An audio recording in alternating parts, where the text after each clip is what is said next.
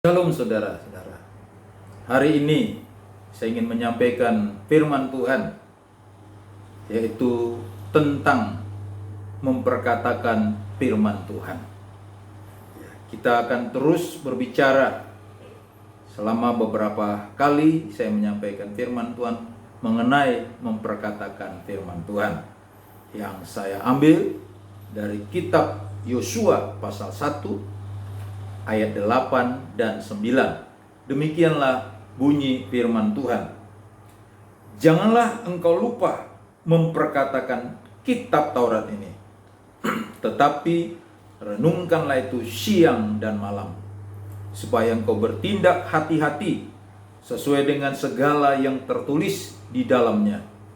Sebab dengan demikian perjalananmu akan berhasil dan engkau akan beruntung.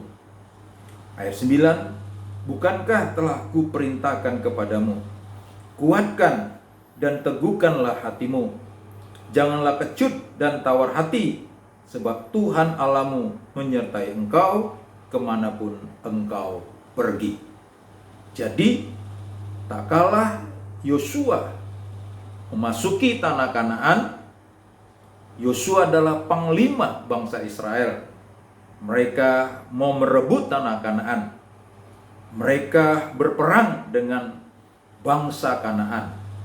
Nah, waktu mereka mau memasuki dan merebut tanah Kanaan, Tuhan berfirman kepada Yosua supaya mereka menang.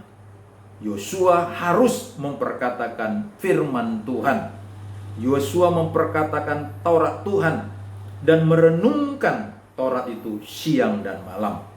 Sebab itu, bagaimana kita bisa memperkatakan firman Tuhan? Alkitab berkata, Yosua disuruh untuk merenungkan firman Tuhan itu siang dan malam. Bagaimana caranya kita bisa memperkatakannya kalau kita tidak pernah membaca firman Tuhan? Makanya Daud menuliskan dalam Mazmur 1 ayat 2 dan 3. Tuhan berfirman, orang yang kesukaannya Taurat Tuhan dan merenungkan Taurat itu siang dan malam. Orang itu digambarkan seperti pohon yang ditanam di tepi aliran air, yang menghasilkan buah pada musimnya, dan yang tidak pernah layu daunnya, apa saja diperbuatnya berhasil. Jadi orang yang mau memperkatakan firman Tuhan, orang itu harus suka membaca firman Tuhan. Dengan kita suka membaca firman Tuhan, maka kita bisa memperkatakan firman Tuhan. Sebab itu kata merenungkan firman Tuhan siang dan malam, saudara, supaya kita bisa memperkatakannya, bisa mengingatnya, maka kita membaca firman Tuhan pagi-pagi, lalu merenungkannya siang-siang dan merenungkannya malam-malam, saudara, supaya kita mengerti apa yang kita baca. Nah, kata merenungkan di sini saya mendapatkan pengertian bahwa kata merenungkan seperti seekor sapi yang memama biak. Sapi dia memakan rumput pagi-pagi, lalu waktu istirahat siang-siang dia mengeluarkan rumput itu, lalu dia kunyah kembali. Dia kunyah, tapi dia tidak telan.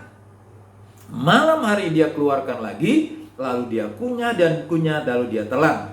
Dan akhirnya apa yang terjadi? Sapi hanya makan rumput, tetapi susu sapi begitu banyak, dan hampir seluruh anak-anak di dunia meminum susu sapi.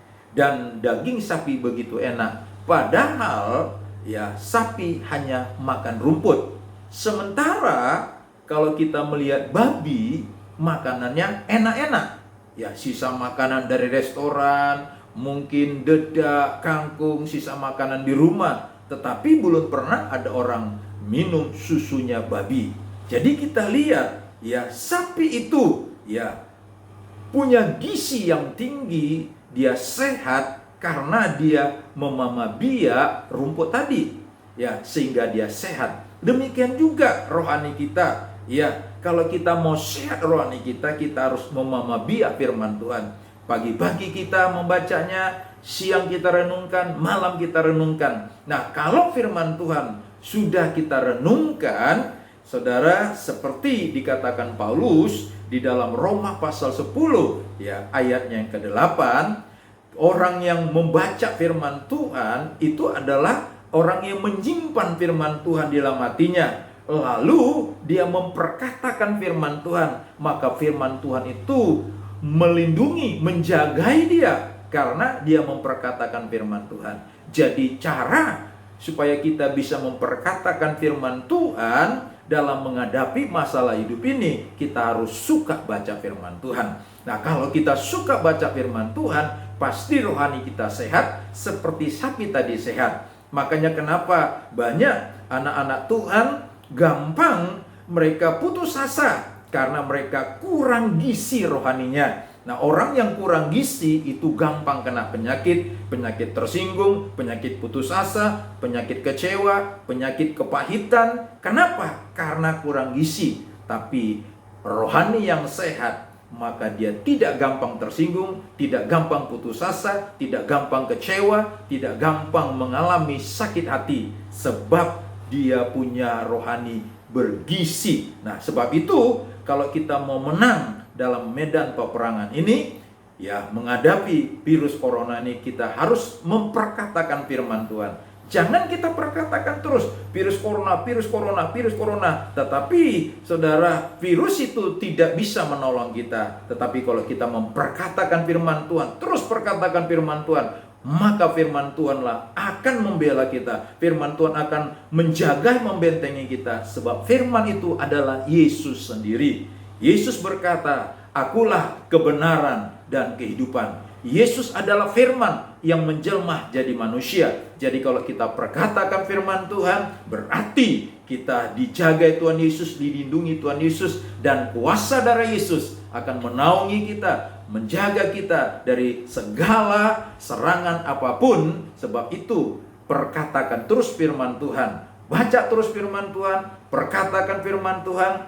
Kalau kita mengalami masalah, kita perkatakan firman Tuhan. Kita mengalami jalan buntu, kita perkatakan firman Tuhan. Yesus adalah jalan. Yesus jalan keluar dari setiap persoalan kita. Yesus jalan keluar dari setiap masalah kita. Kalau kita kekurangan uang, kita ucapkan firman Tuhan. Ya, segala perkara. Kalau kita kekurangan uang, kita ucapkan firman Tuhan. Tuhan mencukupkan segala keperluan kebutuhanku menurut kekayaan kemuliaannya dalam Kristus Yesus. Jadi apapun yang kita alami, kita perkatakan firman Tuhan. Seperti Yosua, ya, tak kala dia memasuki tanah Kanaan, dia memperkatakan firman Tuhan. Makanya mereka bisa merebut, ya, dari satu kota ke kota yang lain, sebab Yosua berserta dengan Tuhan. Makanya dikatakan kalau Yosua memperkatakan firman Tuhan, ya, akhirnya Yosua bertindak hati-hati. Karena Yosua bertindak hati-hati, maka Tuhan membuat perjalanan Yosua berhasil dan beruntung.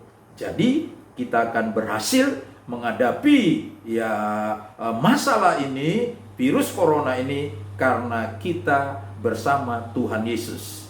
Tuhan Yesus adalah firman Tuhan yang terus kita perkatakan. Jadi kalau kita perkatakan firman Tuhan, maka firman Tuhan menjaga kita, melindungi kita, membentengi kita. Nah, sebab itu saudara-saudara, jangan lupa, ya, perkatakan firman Tuhan dengan kita suka diawali, suka baca firman Tuhan, lalu merenungkannya, ya, siang dan malam. Seperti firman Tuhan berkata, kalau kita betul-betul mencintai Tuhan dengan segenap hati kita, segenap jiwa kita, segenap akal budi kita, segenap kekuatan kita, maka orang yang mencintai firman Tuhan, dia juga mencintai Tuhan Yesus. Dia mencintai Bapa dengan segenap hati, segenap jiwa, segenap akal budi, dan segenap kekuatan.